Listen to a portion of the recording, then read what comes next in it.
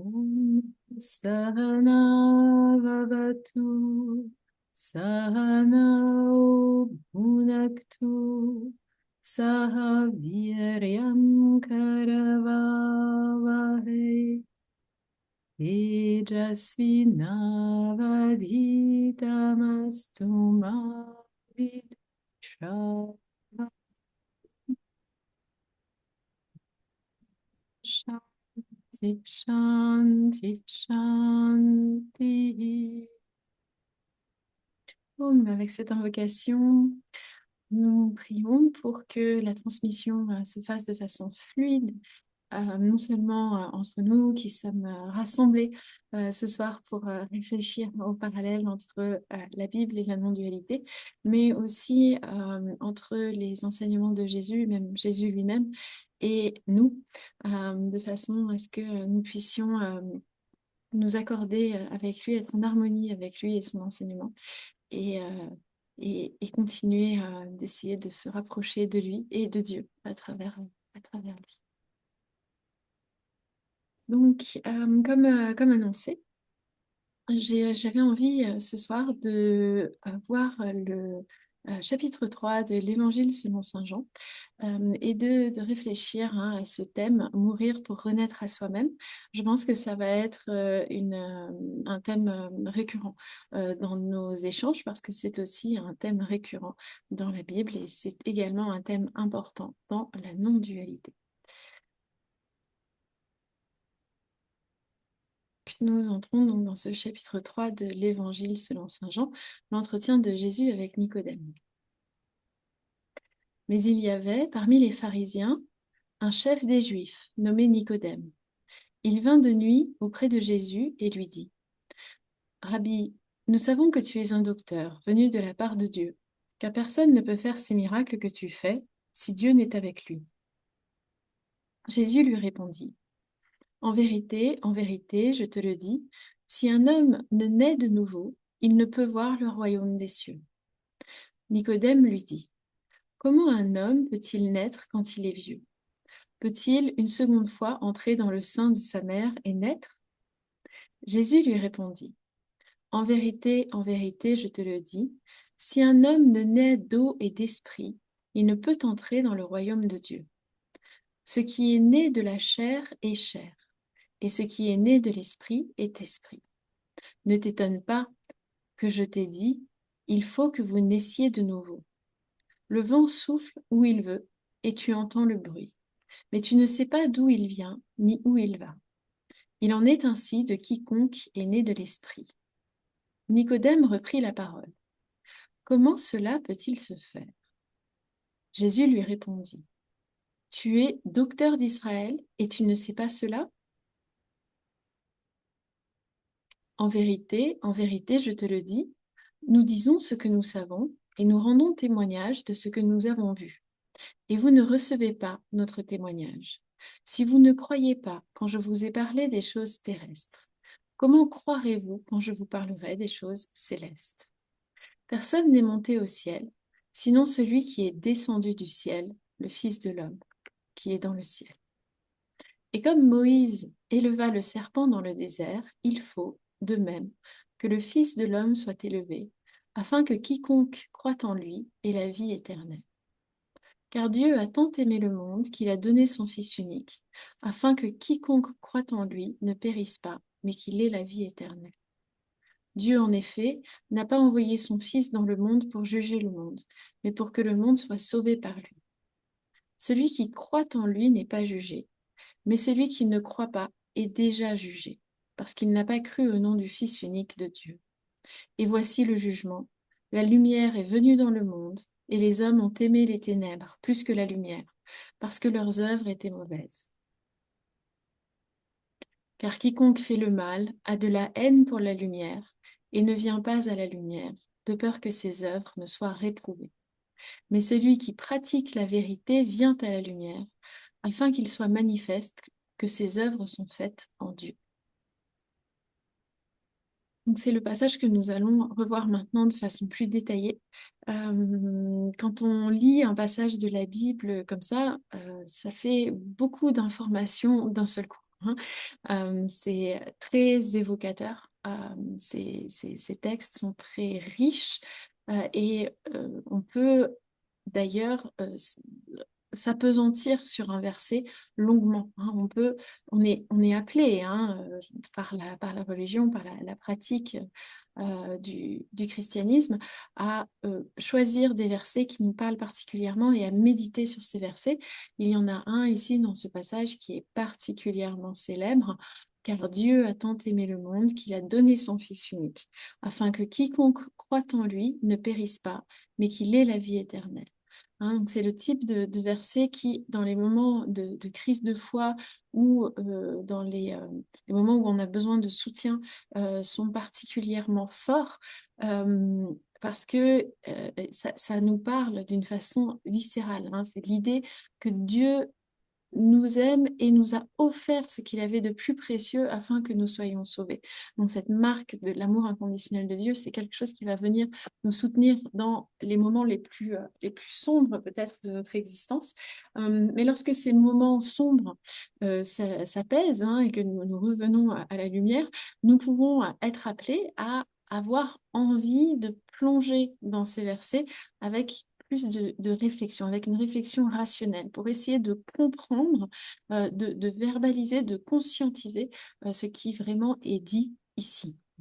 Quelle est la méthode qui est proposée?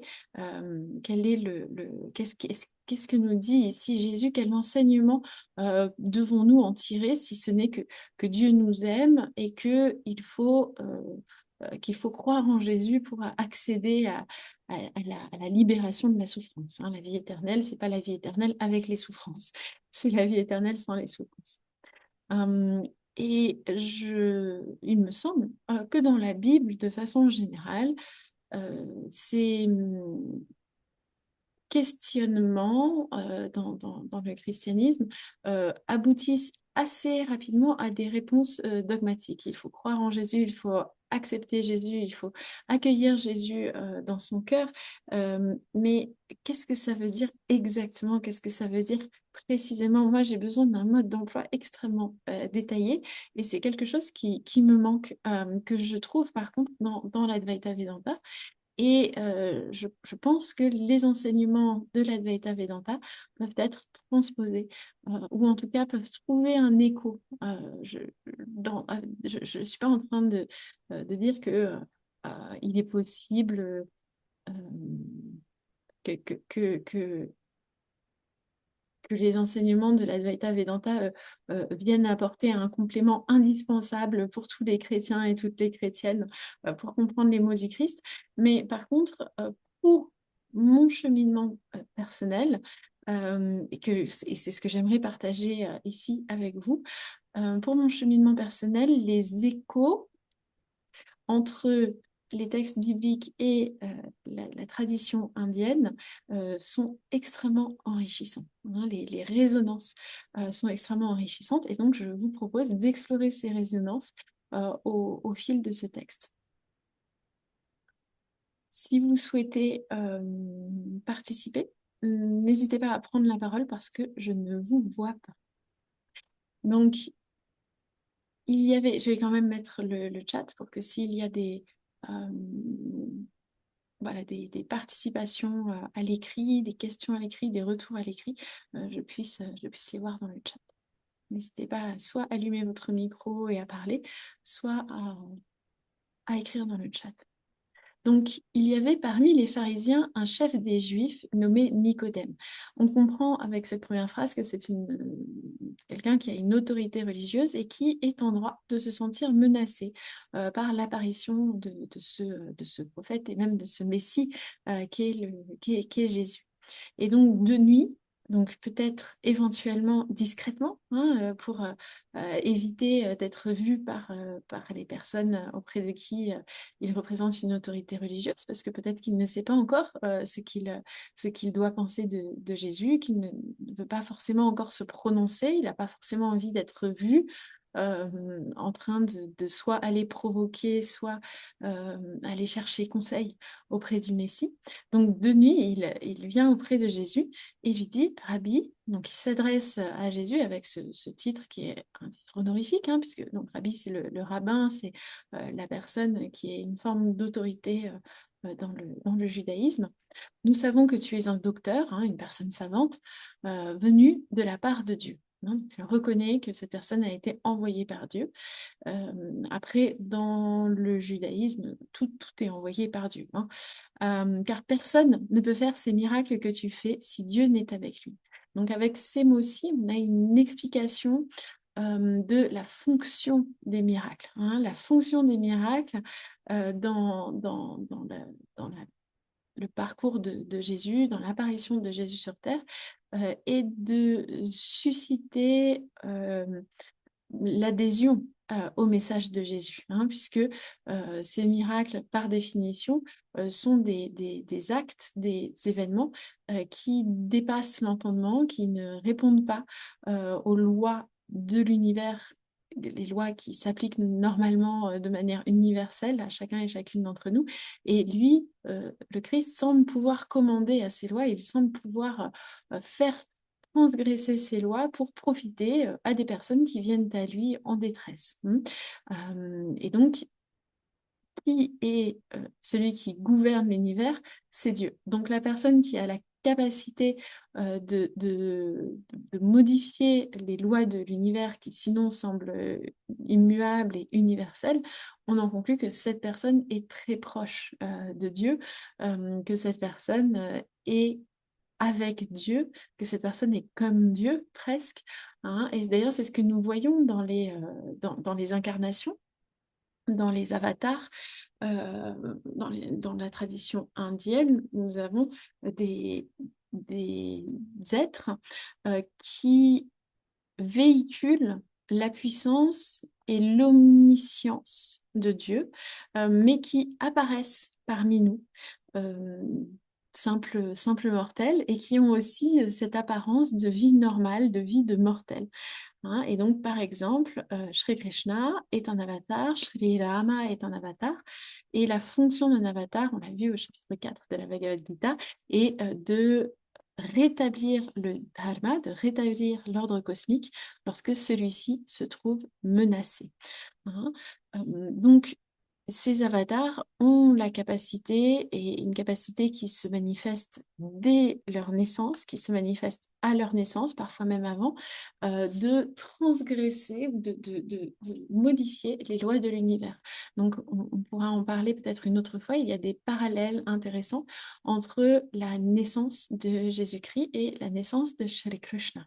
Shri Krishna, dès le début, il est annoncé, sa naissance est annoncée. Sa naissance est annoncée à quelqu'un de puissant et elle est annoncée comme menaçante pour cette personne puissante. On retrouve la même chose avec le Christ et le roi Hérode, hein, qui apprend que le roi des Juifs va naître et qui, du coup, fait tuer. Hein. On se souvient du massacre des innocents, fait tuer tous les bébés qui sont nés en cette période qui avait été prophétisée, ce qui fait que le Christ naît de manière clandestine dans des conditions extrêmement rustiques. Shri Krishna naît dans une prison, également dans des conditions extrêmement rustiques. Et c'est son oncle, hein, qui donc, a reçu cette prophétie selon laquelle il allait être exterminé, anéanti par son neveu. Son oncle essaie de le faire tuer. Et Shri Krishna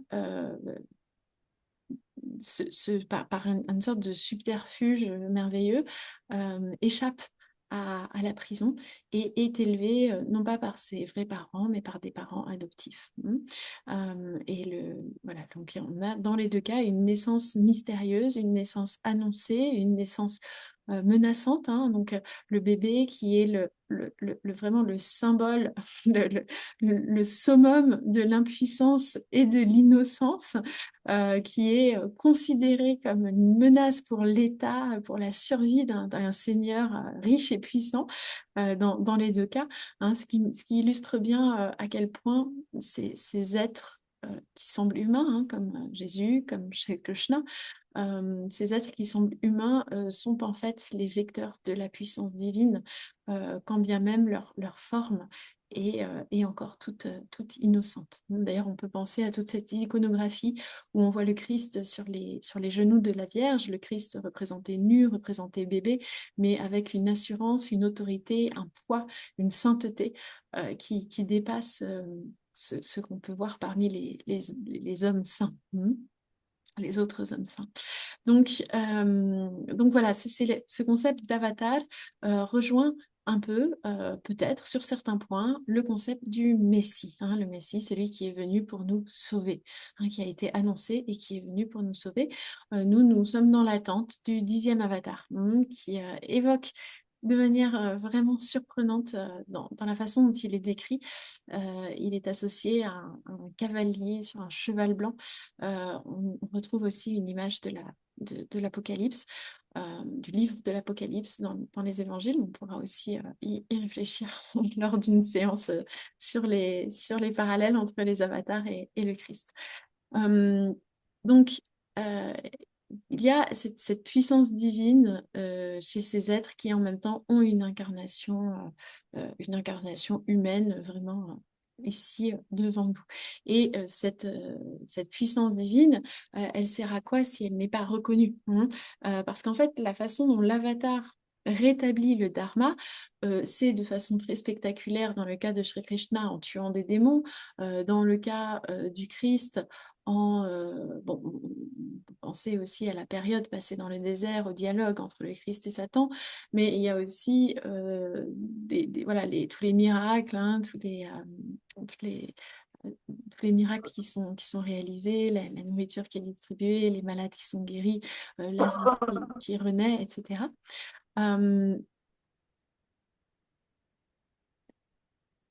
Mais ce n'est pas ça qui va rétablir le dharma, hein. Ce n'est pas juste le fait de guérir les malades qui va rétablir le dharma. Ce qui rétablit réellement le dharma, c'est le fait de transmettre aux êtres humains la capacité, les outils, les connaissances nécessaires pour se rapprocher de Dieu, pour découvrir qu'ils et elles découvrent leur véritable nature divine. Et c'est ça le rôle de l'avatar, c'est la régénérescence, la régénération oui, la régénération de l'enseignement, la réactualisation de l'enseignement. Et avec le Christ, c'est aussi pour ça que on est dans un calendrier chrétien, hein, euh, parce que une nouvelle ère a commencé avec l'arrivée du Christ. De la même façon, d'ailleurs, les personnes qui suivent Shri Krishna, il y en a qui comptent, hein, les années depuis la mort qu'on a déterminée, l'année de la mort de Shri Krishna. Donc, il y a aussi un calendrier basé sur la vie de Shri Krishna. Euh, c'est cette actualisation des enseignements qui est le début d'une ère nouvelle, le début d'une ère où les êtres humains peuvent accéder à la lumière. Parce que le dharma, ce n'est pas l'absence de conflit dans le monde, le dharma, ce n'est pas l'absence de maladie dans le monde, c'est l'absence de conflit intérieur, c'est l'absence de maladie intérieure, c'est notre intimité au plus proche avec Dieu, avec notre nature réelle.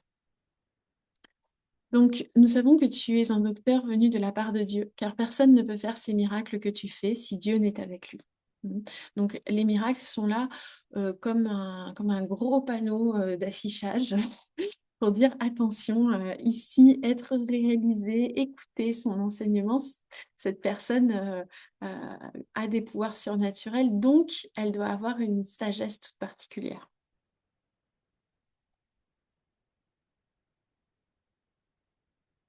Ce n'est peut-être pas le cas. de tous les êtres qui sont capables de miracles, mais c'est le cas du Christ et c'est le cas de Shri Krishna. Jésus lui répondit, en vérité, je te le dis, si un homme ne naît de nouveau, il ne peut voir le royaume de Dieu. En fait, cette phrase, c'est la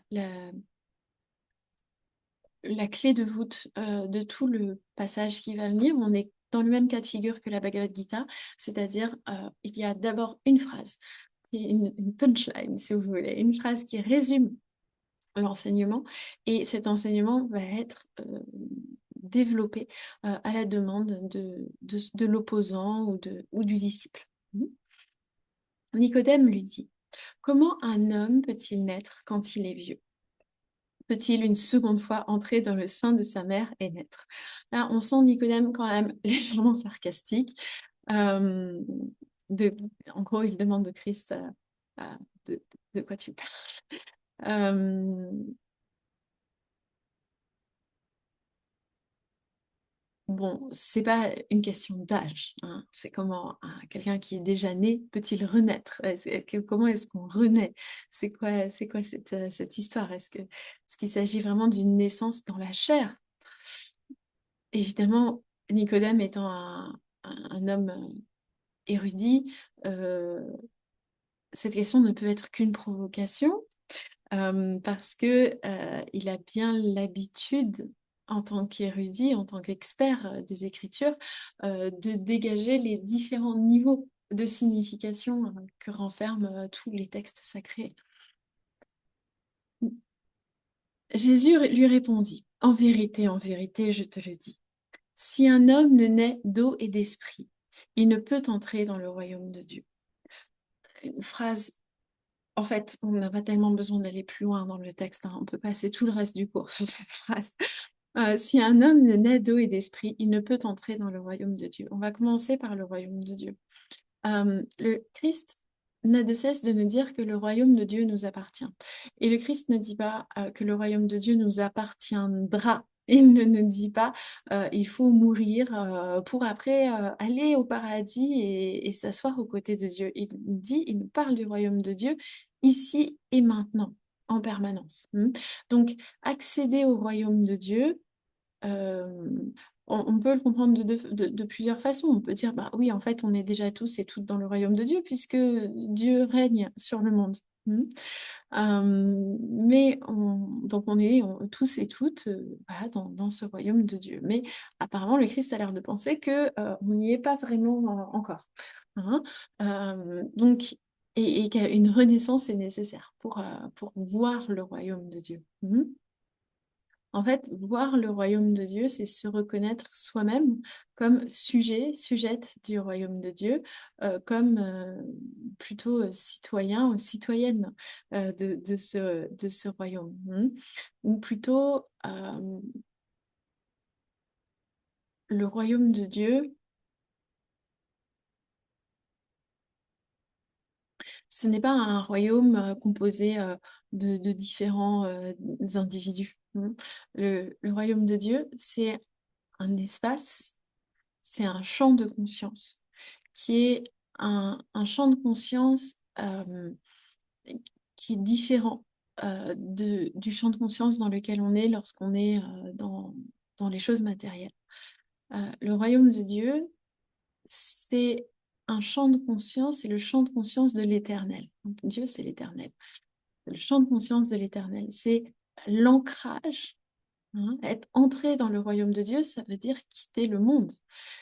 Ça veut dire quitter les, hum, quitter l'univers où tout est en changement perpétuel, où tout est en évolution, en modification constante, pour entrer de plein pied dans le champ d'expérience ou dans l'état de conscience où il n'y a que le permanent, il n'y a que l'omniprésent. Donc, pour employer on va rester dans le biblique, le royaume de Dieu, c'est le royaume qu'ont quitté Adam et Ève lorsqu'ils ont consommé le fruit du péché. Le royaume de Dieu, c'est le jardin d'Éden, l'espace libre de toute souffrance, libre de tout péché, libre de tout conflit, libre de la mort également, hein. Le royaume de Dieu, c'est cet espace de félicité et d'harmonie totale. Mhm. Le royaume de Dieu n'est pas vraiment de ce monde et en même temps, il n'existe que le royaume de Dieu. Mhm. En même temps, il n'existe que le royaume de Dieu. C'est-à-dire que le monde dans lequel nous sommes, euh, ce monde matériel auquel nous sommes fortement identifiés, est le fruit du péché. Hein. Donc, pour ça, hein, pour le développement à ce sujet, je vous invite à réécouter le dernier cours. Donc ce monde matériel est le fruit du péché, il est le fruit du péché originel. C'est pour ça que nous sommes exposés à la maladie, au conflit, etc. Euh,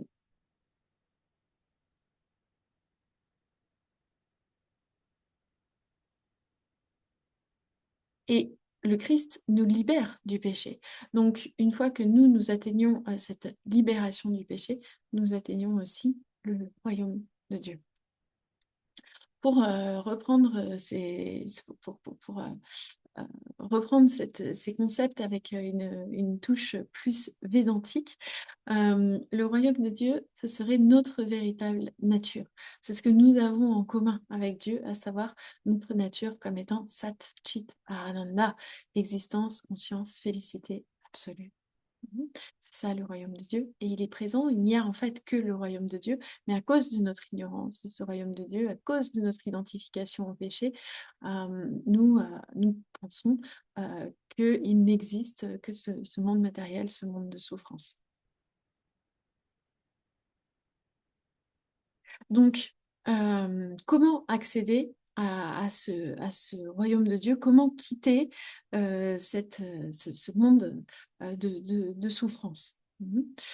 Alors, on pourrait faire un parallèle avec le karma, atteindre l'éternel, l'impérissable, et donc libérer de l'incarnation. Absolument, tout à fait.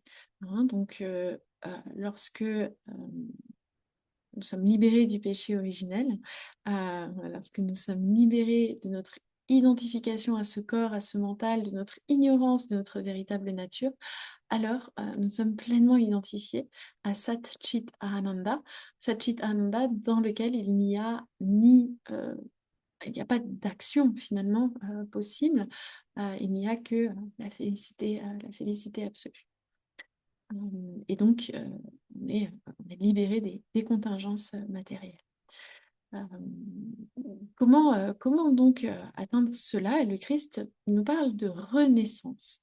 Il nous parle de renaissance et il nous dit, si un homme naît d'eau et ne naît d'eau et d'esprit, il ne peut entrer dans le royaume de Dieu. Que signifie naître d'eau et d'esprit? Alors, on a une référence directe, bien sûr, au baptême, hein, le baptême où la personne donc, est immergée sous l'eau, hein, le baptême des premiers chrétiens, et ensuite, quand la personne sort de l'eau, c'est la scène hein, du baptême de Jésus par Jean-Baptiste. Le Christ est immergé sous l'eau et lorsqu'il sort de l'eau, une colombe, enfin le Saint-Esprit apparaît et sous la forme d'une colombe. Mais vous avez dû voir que j'ai employé cette iconographie de la colombe hein, pour la communication autour de ces cours. La colombe représente donc le Saint-Esprit. Naître d'eau et d'esprit. Donc là, on a cette référence hein, qui est très directe, mais qu'est-ce qu'elle signifie réellement? Quel est vraiment ce Saint-Esprit qui fait partie de la Trinité? Euh, J'aimerais euh, évoquer un concept qui n'est pas un concept directement védantique, mais qui est très important dans la culture plutôt tantrique indienne, à savoir le concept de Shakti, avec le concept également de Kundalini. Alors, je sais que j'emploie des mots qui vont faire partir les gens dans tous les sens, mais qu'à cela ne tienne. Shakti et Kundalini. La Shakti, c'est la puissance divine. La Shakti, c'est la puissance omniprésente dans l'univers par laquelle la manifestation est possible. Et Kundalini, c'est une manifestation de cette Shakti au niveau individuel. C'est une manifestation de cette énergie au niveau individuel. La Kundalini, donc, qui est une Devi, hein, une déesse, est représentée comme un serpent qui serait enroulé à la base de la colonne vertébrale dans ce qu'on appelle le Muladhara Chakra, c'est-à-dire le point énergétique de la base, et qui va venir s'élever et traverser tous les chakras jusqu'à arriver à cet espace, hein, où on reçoit d'ailleurs l'onction, et comme lorsqu'elle arrive ici, j'ai parlé d'espace, s'ouvre, hein, ce n'est plus un chakra, il y a une sorte de jaillissement de l'énergie à ce niveau-là, et de connexion avec le cosmos, et en même temps de retombée, hein, qui va venir transformer tout l'être, sachant que la progression de cette énergie à travers l'être humain va entraîner également des transformations. Alors, il y a beaucoup de témoignages, hein, sur l'éveil de la Kundalini, donc c'est intéressant qu'on parle d'éveil, puisqu'ici on parle de renaissance, hein, donc on parle d'une sorte de naissance à travers... enfin, c'est une naissance, c'est un réveil, hein, puisqu'une naissance, ici la renaissance dont parle le Christ, ce n'est pas une renaissance matérielle comme celle de Nicodème, c'est une renaissance plutôt symbolique. Et pourquoi ici lire une référence à Kundalini? Parce que, pour deux raisons. Parce que l'esprit qui est symbolisé par la colombe est cette énergie divine omniprésente dans tout l'univers. Et cette énergie divine, elle apparaît, hein, dès la Genèse, hein, l'Esprit de Dieu qui flottait au-dessus des eaux de la création, hein, les eaux primordiales avant même la création. Euh, et c'est cet esprit-là qui, en fait, a fait jaillir la création tout entière. Ce Saint-Esprit donc, est souvent présent avec le Christ. Il est même dit que parfois il avait des mouvements involontaires parce qu'il était chargé de cette énergie. Malheureusement, je n'ai pas pu retrouver la référence, mais si vous le voyez, n'hésitez pas à me l'envoyer. Je crois que c'était dans Saint Thomas. Enfin, toujours est-il que ce Saint-Esprit est omniprésent et il se manifeste de différentes manières, et notamment à travers le souffle, à travers le vent, hein, qui sont une évocation comme ça des symboles de l'omniprésence du Saint-Esprit, de son omniprésence, de sa puissance, de sa subtilité, mais une subtilité qui quand même va venir se manifester.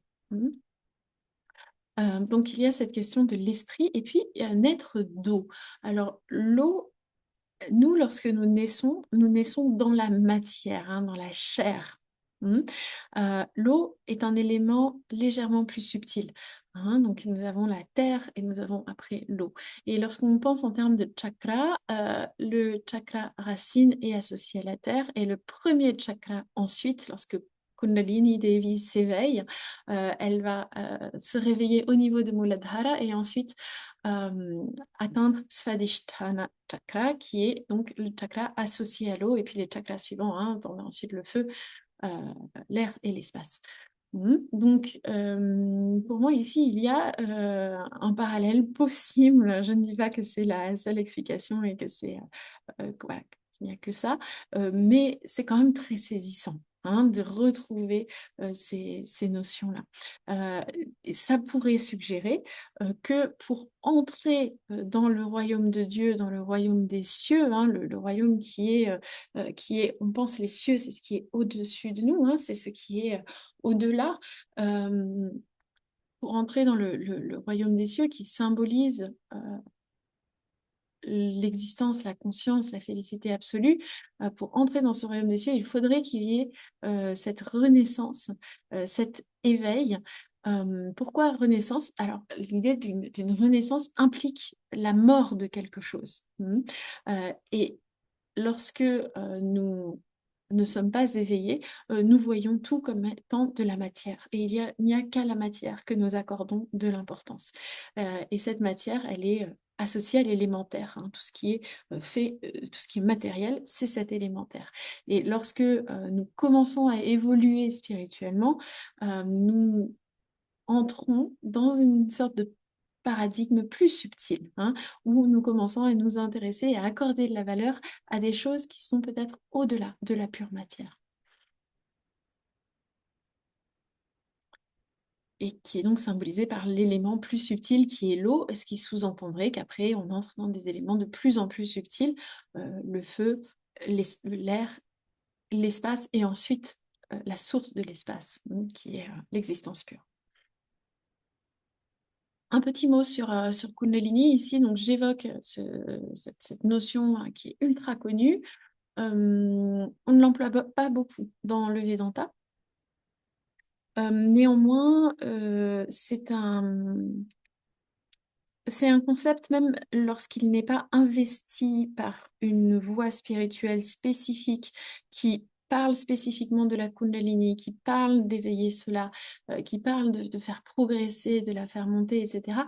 euh, c'est quand même un prisme de lecture intéressant, même dans les traditions qui n'emploient pas directement ce concept, pour parler de l'évolution spirituelle. Et il y a beaucoup de pratiques spirituelles qui n'emploient pas ces concepts de chakra, de kundalini, etc., mais qui vont euh, pouvoir effectuer des parallèles avec cette notion de Kundalini. Je pense par exemple au Bhakti. Le Bhakti est considéré comme une façon douce, progressive, de faire évoluer la personne spirituellement. Et on peut faire des parallèles avec Kundalini, mais on peut aussi faire tout son chemin spirituel avec la Bhakti sans jamais parler de Kundalini. Euh, donc c'est un, je considère, dans l'Advaita Vedanta, nous considérons Kundalini comme une upasana, hein, comme une pratique spirituelle plutôt, enfin, qui implique une forme de contemplation, une forme de méditation sur une forme qui est très codée, hein, et c'est une voie qui est très intéressante, mais qu'il n'est pas indispensable de suivre de façon explicite ou spécifique pour évoluer spirituellement. Et donc ici, j'emploie ce vocabulaire parce qu'il est intéressant, parce qu'il peut éclairer certaines choses, mais néanmoins, ça ne veut pas dire qu'il faut absolument suivre une voie tantrique qui parle de Kundalini pour accéder à aller à ce type d'éveil et pour accéder à ce type d'évolution.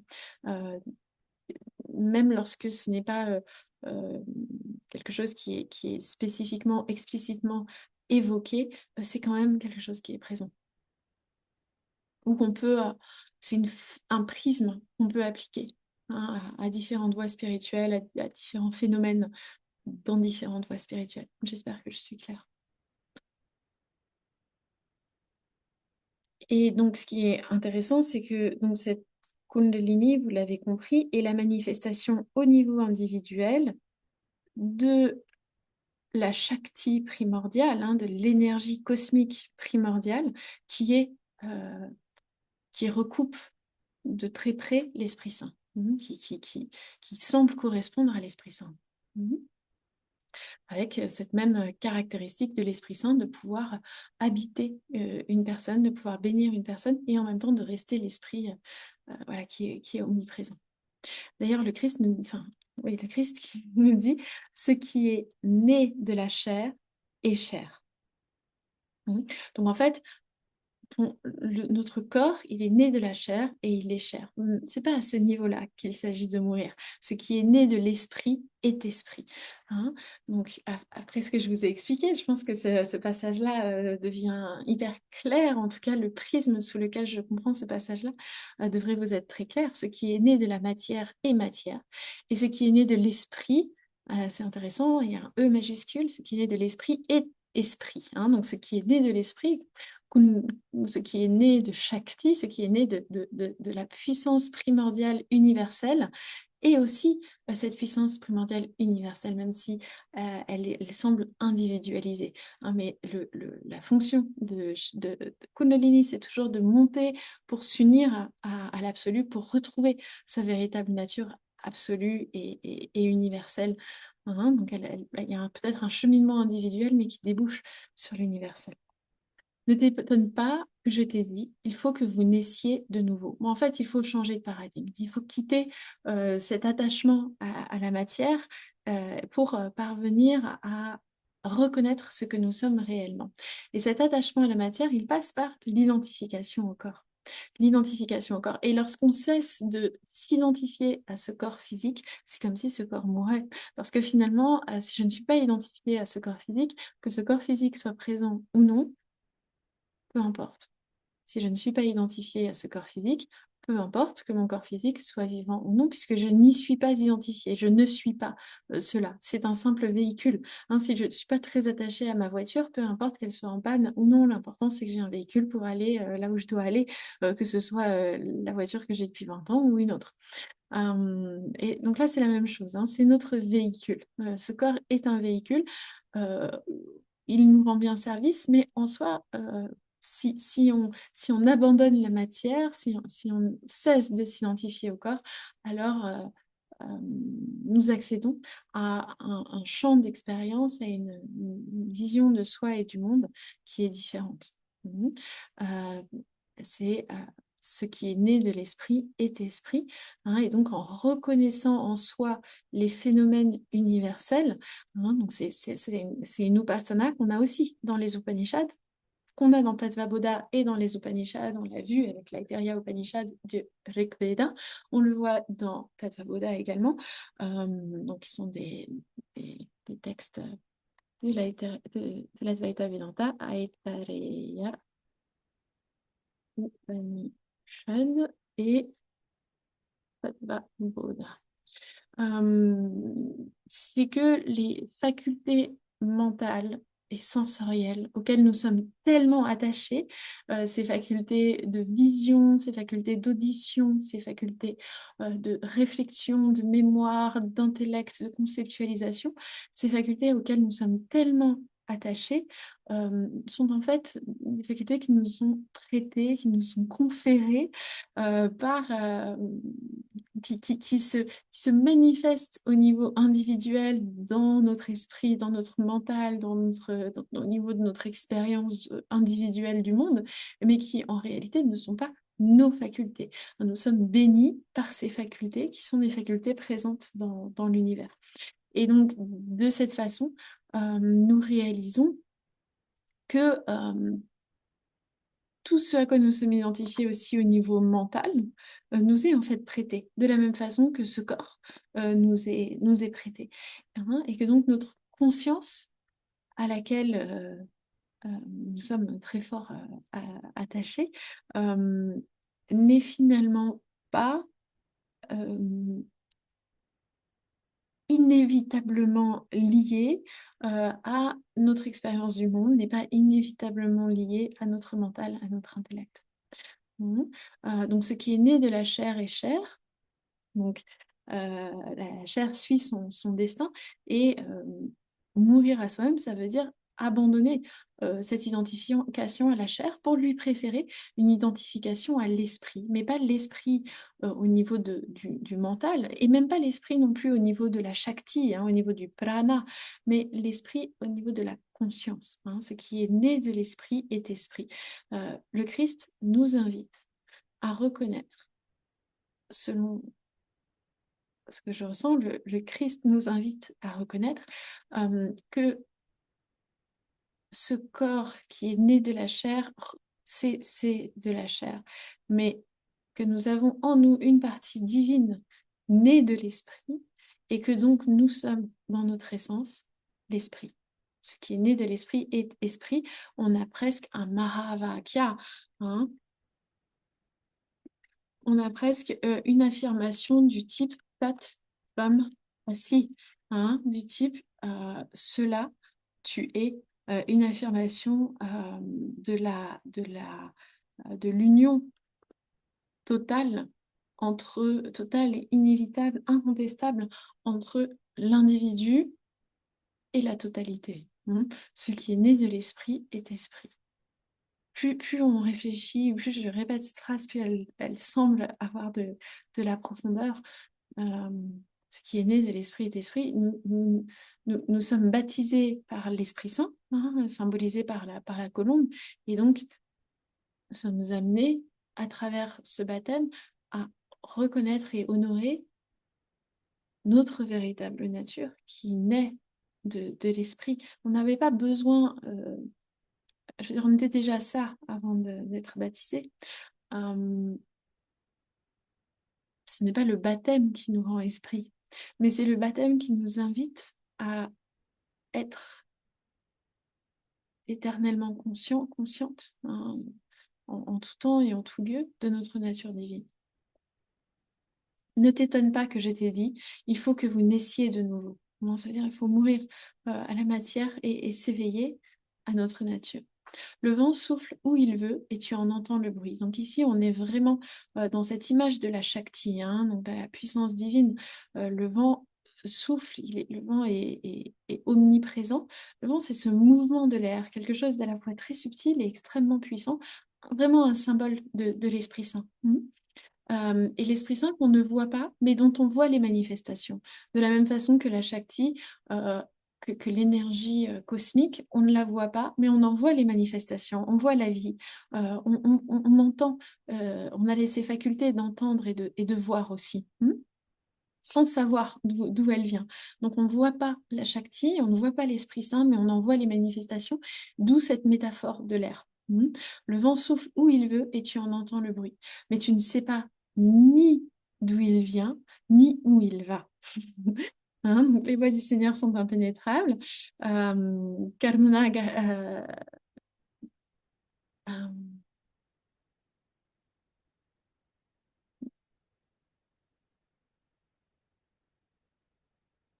je crois que c'est Gahana, Karmano, Gatihi. Les voies de l'action sont profondes. Nous a dit Shri Krishna, on ne sait pas exactement.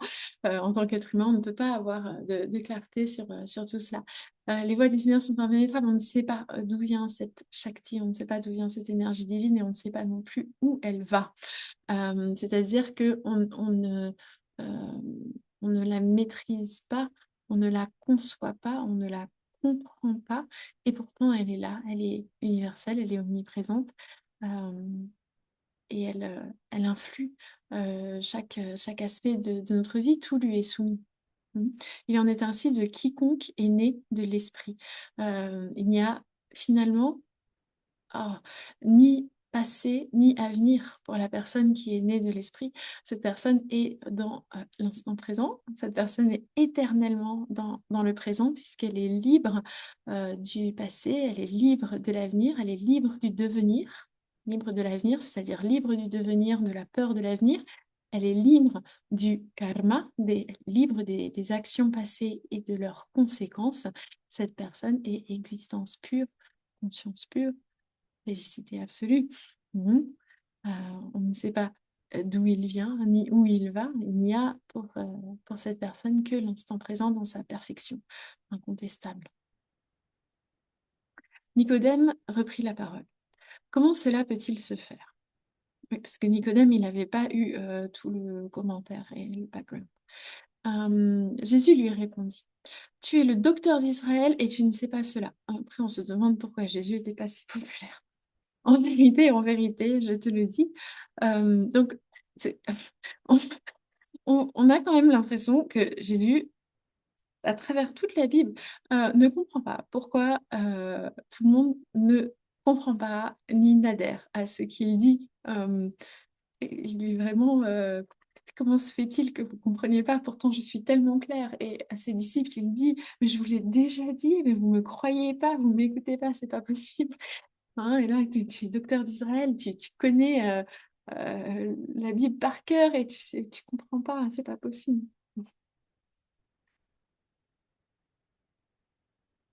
Et donc il lui dit, écoute-moi un peu. En vérité, je te le dis, nous disons ce que nous savons et nous rendons témoignage de ce que nous avons vu. Donc le Christ dit, mais écoute-moi, je parle d'expérience directe. Et vous ne recevez pas notre témoignage. Hein. Shri Krishna dit, je suis partout, c'est moi qui connais chacun et chacune et personne ne me connaît. Hein, il dit ça évidemment au sens de, moi je suis la conscience pure, donc c'est moi qui illumine tous les intellects et toutes les expériences, mais personne ne peut vraiment connaître la conscience. Shri Krishna dit ça dans ce sens-là, mais je pense qu'il le dit aussi dans le même sens que le Christ. Hein. C'est-à-dire, moi, je vous parle de votre véritable nature, mais vous ne m'écoutez pas. Nous rendons témoignage de ce que nous avons vu et vous ne recevez pas notre témoignage. Bon, le pauvre Nicodème, c'est pas qu'il n'a pas essayé, je pense. Hein. Si vous ne croyez pas quand je vous ai parlé des choses terrestres, donc là, le Christ dit, euh, si vous ne comprenez pas, au moins croyez-moi. Si vous n'avez pas la capacité intellectuelle, la sensibilité pour me suivre, croyez-moi sur parole. Hein. Donc on est à cette importance de la foi. Si vous ne croyez pas quand je vous ai parlé des choses terrestres, hein, donc si vous ne croyez pas quand vous voyez que je fais tous ces miracles, comment est-ce que tu peux croire, hein, comment croirez-vous quand je vous parlerai des choses célestes? Hein. Donc ici, une fois de plus, on voit que les miracles, l'omniscience du Christ, euh, au niveau matériel, est un indicateur, hein, est là pour nous indiquer sa conscience, euh, ses connaissances au niveau subtil, au niveau de des choses divines, de la connaissance du soi. Personne n'est monté au ciel, sinon celui qui est descendu du ciel. Donc, personne n'est monté au ciel, c'est-à-dire personne, pas une personne. Hein. Pour monter au ciel, il faut cesser de en fait, ce n'est pas possible avec notre identification à ce corps, notre identification à ce mental, de monter au ciel. Ce n'est pas une personne qui monte au ciel. En abandonnant nos fausses identifications, nous réalisons que nous faisons un avec le ciel. Par contre, le chemin inverse est possible. Sinon, celui qui est descendu du ciel, le Fils de l'homme. Hein, donc, de la même façon que personne ne devient Vishnu, Vishnu, lui, par contre, peut s'incarner sous la forme de Shri Krishna. Hein. Donc, ce n'est pas possible pour quelqu'un qui est identifié à la matière d'accéder euh, à sa réalité ultime, à sa réalité suprême. Par contre, quelqu'un qui connaît sa véritable nature peut faire semblant d'être un être humain comme les autres. Personne n'est monté au ciel, sinon celui qui est descendu du ciel, le Fils de l'homme. Hein, donc, à travers cette incarnation, en tant que Fils de l'homme, cette incarnation dans un corps, alors il est possible de descendre du ciel. Mais de faire comme si on descendait du ciel, c'est pas une véritable descente. Et comme Moïse éleva le serpent dans le désert, il faut de même que le Fils de l'homme soit élevé, afin que quiconque croit en lui ait la vie éternelle. Donc là, je suis allée chercher la référence de ce passage. Euh, Hop, c'est ici, je crois. Donc, c'est dans Nombre 21, donc dans l'Ancien Testament, la victoire sur les Cananéens et les serpents brûlants. On va lire ça ensemble. Le roi cananéen d'Arad, qui habitait le Négueb, apprit qu'Israël venait par le chemin d'Atharim. Donc, ce sont les Juifs, le peuple juif qui est en train d'errer. Hein. Il combattit Israël et fit des captifs. Alors Israël fit un vœu à l'Éternel et dit, si tu livres ce peuple entre mes mains, je vouerai ces villes à l'interdit. L'Éternel écouta la voix d'Israël et livra les Cananéens. On les voua à l'interdit, eux et leurs villes, et l'on nomma ce lieu Horma. Ils partirent de la montagne de Hor par le chemin de la mer des Joncs pour contourner le pays d'Édom. Le peuple s'impatienta en route, parla contre Dieu et Moïse. À partir d'ici, il faut faire attention. Donc, le peuple s'impatiente en route, parle contre Dieu et Moïse. Pourquoi nous avez-vous fait monter hors d'Égypte pour que nous mourions dans le désert? Hein, il valait mieux rester en esclavage plutôt que d'aller mourir de soif. Car il n'y a pas de pain et il n'y a point d'eau. Il n'y a point de pain et il n'y a point d'eau, et nous sommes dégoûtés de ce pain méprisable. Alors l'Éternel envoya contre le peuple les serpents brûlants. Ils mordirent le peuple et il mourut beaucoup de gens en Israël. Donc le peuple est attaqué par des serpents qui sont envoyés par Dieu, comme tout est envoyé par Dieu d'ailleurs, parce que le peuple a été pris de rancœur envers Dieu. Hein. Donc on est dans l'Ancien Testament avec un Dieu très effrayant et vengeur. Euh, Le peuple se rendit auprès de Moïse et dit, nous avons péché, car nous avons parlé contre l'Éternel et contre toi. Donc les quelques survivants disent, oui, non, nous, on n'est pas solidaires, on regrette. Nous avons parlé contre l'Éternel et contre toi, prie l'Éternel afin qu'il éloigne de nous ces serpents. Donc, Moïse intercède. Moïse pria pour le peuple. L'Éternel dit à Moïse, fais-toi un serpent brûlant et place-le sur une perche. Quiconque aura été mordu et le contemplera conservera la vie. Moïse fit un serpent de bronze et le plaça sur la perche. Et si quelqu'un avait été mordu par un serpent et regardait le serpent de bronze, il regardait la vie. Donc ça, c'est le passage important. Les serpents sont toujours là, hein, Dieu les a envoyés, il ne se contente pas de les enlever, mais il dit qu'il va envoyer un remède, et ce remède, c'est ce serpent en bronze confectionné par Moïse. Et il suffit que le peuple juif, que les membres du peuple juif regardent ces serpents de bronze, hein, qui sont donc sur une perche, qui sont en haut, quelque part, on regarde en haut, c'est-à-dire on s'en remet à Dieu, n'est-ce pas, pour ne pas subir les morsures des serpents brûlants qui sont dans le désert. Quel rapport? Ici, Moïse éleva le serpent dans les déserts. Hein. De la même façon, il faut que le Fils de l'homme soit élevé. Hein, donc, de la même manière que le serpent de bronze est mis en hauteur, en fait, pour que les personnes qui sont mordues s'en remettent à Dieu lorsqu'elles sont mordues, hein, lèvent les yeux au ciel. De la même façon, il faut que le Christ soit comme ça porté en exemple. Et on peut penser aux crucifixes, hein, qui sont généralement en hauteur, hein, vers lesquels on lève toujours les yeux. Dans l'histoire du peuple d'Israël, il est clair que on peut comprendre que les serpents sont c'est tout ce qui vient nous mordre, hein, c'est la morsure de la souffrance, hein, et des serpents brûlants en plus, hein, donc on pense au tapas, hein. Le tapas, c'est ce qui nous brûle, c'est ce qui nous fait souffrir. Euh, donc, et on est libéré de ces souffrances en s'en remettant à Dieu. Et ici, de la même façon, euh, pour avoir la vie éternelle, il y a un seul moyen, c'est de s'en remettre au Christ et en fait de suivre la voie christique qui est d'abandonner son corps, de consacrer son mental à Dieu exclusivement, hein, pour parvenir à la vie éternelle, être faire un avec notre nature. Mhm.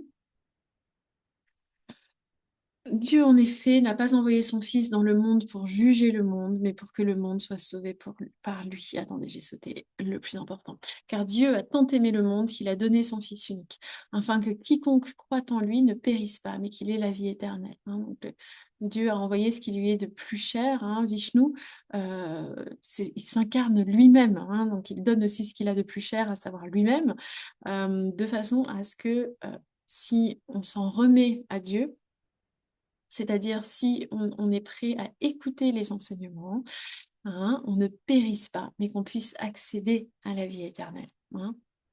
Croire en Jésus, Jésus le dit lui-même, il nous dit, écoutez-moi, écoutez ce que je vous dis, et si vous ne pouvez pas écouter, au moins croyez-moi. Hein, si vous ne pouvez pas comprendre, au moins croyez-moi sur parole. Hein, et donc ici, c'est pareil, hein, quiconque croit en lui ne périsse pas, mais qu'il ait la vie éternelle. D'accord. Bon, lorsqu'on comprend ce que le Christ a voulu nous dire, alors on pourra accéder à la vie éternelle. Dieu, en effet, n'a pas envoyé son Fils dans le monde pour juger le monde. Donc on n'est plus dans le paradigme de l'Ancien Testament avec un Dieu vengeur et totalement effrayant et qui fait un peu les comptes, hein, de «Ah, ce peuple a été, ils ont perdu la foi en moi, je vais les tuer dans d'horribles souffrances». On n'est plus, hein, dans ce karma horrible et implacable. On est on n'est plus dans le jugement, mais dans la salvation. Celui qui croit en lui n'est pas jugé. Hein. Donc, la personne qui s'en remet au divin est libérée. Si cette personne n'est pas jugée, ça ne veut pas dire que tout d'un coup, euh, enfin, ce serait hyper inéquitable en fait que cette personne ne soit pas jugée. Hein.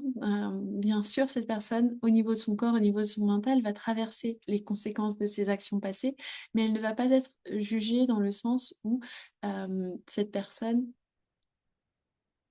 sera établie dans sa véritable nature et saura qu'elle n'est pas ce corps, qu'elle n'est pas ce mental, hein, qu'elle n'est pas les actions qu'elle a faites, qu'elle n'est pas les expériences qui se produisent. Non. Mais celui qui ne croit pas est déjà jugé. Le simple fait de ne pas euh, croire dans les enseignements du Christ rend l'instant présent insoutenable. Hein. C'est une pression énorme de ne croire qu'en la matière. Parce qu'il n'a pas cru au nom du Fils unique de Dieu. Donc, ne pas réaliser notre véritable nature, c'est déjà une punition en soi, puisque ce corps va se dégrader, que les souffrances mentales sont garanties, qu'on va, si on a la chance de ne pas mourir jeune, on va perdre les personnes auxquelles on tient, etc., etc. Donc, ne pas, je suis désolée, c'est l'instant déprime de la soirée, ne pas être établi dans notre nature ici et maintenant, se fermer la porte du royaume de Dieu, c'est déjà la punition en soi. Et voici le jugement. La lumière est venue dans le monde et les hommes ont aimé les ténèbres plus que la lumière parce que leurs œuvres étaient mauvaises. Donc on a déjà parlé de ce passage la séance sur le karma. Les personnes qui n'ont pas la générosité, le désintéressement de faire le bien, n'ont du coup pas la pureté intérieure nécessaire pour recevoir les enseignements. Et donc, si on est attaché aux fruits dans la matière, hein, la matière qui est les ténèbres, hein, la matière qui est le fruit de l'ignorance, euh, alors nous ne pouvons pas accéder à la lumière, qui est la connaissance du soi et la libération de la matière. Mhm. Car quiconque a fait le mal a de la haine pour la lumière. Si on fait le mal, c'est qu'on est dans une démarche égoïste. Si on est dans une démarche égoïste, c'est qu'on est dans une identification excessive, hein, à ce corps, à ce mental. Euh, donc, c'est-à-dire qu'on n'est pas ouvert à réaliser l'omniprésence du soi. Mhm. Quiconque fait le mal a de la haine pour la lumière et ne vient pas à la lumière de peur que ses œuvres ne soient réprouvées. Je retrouve aussi dans ce passage, pour moi, ça m'évoque ce mantra, Asato ma sat gamaya, Tamaso ma jyotir gamaya, Mrutyor ma amrutam gamaya, Tamaso ma sat gamaya. Tamaso ma jyotir gamaya. Donc, on commence par Asato ma sat gamaya. De ce qui est faux, Asat, amène-moi à ce qui est sat. Hein, permets-moi d'aller à ce qui est sat, à ce qui est vrai. Donc, du faux, permets-moi d'aller à la vérité. Tamaso ma jyotir gamaya. De l'obscurité, permets-moi d'aller à la lumière. Des ténèbres, permets-moi d'aller à la lumière. Mrutyorma amrutam gamaya, de la mort, permets-moi d'aller à l'immortalité. Ce mantra, on a l'impression que c'est une prière pour l'éveil. En réalité, on ne prie pas pour l'éveil. Euh, on peut prier d'être plus proche de Dieu, de connaître Dieu. Mais prier pour l'éveil, on peut le faire tant qu'à faire, hein, tant qu'à prier pour quelque chose. Mais dans la tradition strictement védique, c'est en fait une exhortation à être dans le juste, dans la bonne voie, c'est-à-dire dans le respect à travers notre mode de vie des textes sacrés, de façon à accéder à la vérité, mais d'une façon graduelle. Et ici, on est un peu dans la même idée, hein, qu'il il s'agit de quitter les ténèbres pour aller à la lumière. Mm. De quitter les actions purement intéressées dans le monde, hein, égoïstes, etc., pour se laisser guider par les enseignements du Christ qui nous amènent au service à autrui et au désintéressement. Et à la peur aussi, donc ça évoque aussi la peur qu'ont les personnes impies des enseignements, ou des enseignements bibliques ou autres, parce que ces enseignements révèlent que certaines actions sont en fait à proscrire. Mais celui qui pratique la vérité vient à la lumière. Hein, celui qui est dans Sat, hein, celui qui suit la voie juste, vient à la lumière, vient à la connaissance du soi, afin qu'il soit manifeste, que ses œuvres sont faites en Dieu. Et alors, il devient clair que cette personne est l'instrument de Dieu, l'instrument du divin. Ça vous laisse de nombreuses pistes de réflexion. Je propose de passer aux invocations finales. Om Sarvesham Swastirabhavatu Sarvesham Shantirabhavatu Sarvesham Purnam Bhavatu Sarvesham Mangalam Bhavatu Sarve Bhavantu Sukhinaha Sarve Santu Niramaya Sarve Bhadrani Pashyantu Ma Kashchit Dukha Bhag Bhavet Om Purnamada Purnamidam Purnat Purnamudachyate Purnasya Purnamadaya Purnameva Vashishyate Om Shanti Shanti Shanti Hari Om Shri Guru Bhyo Namaha Hari Om.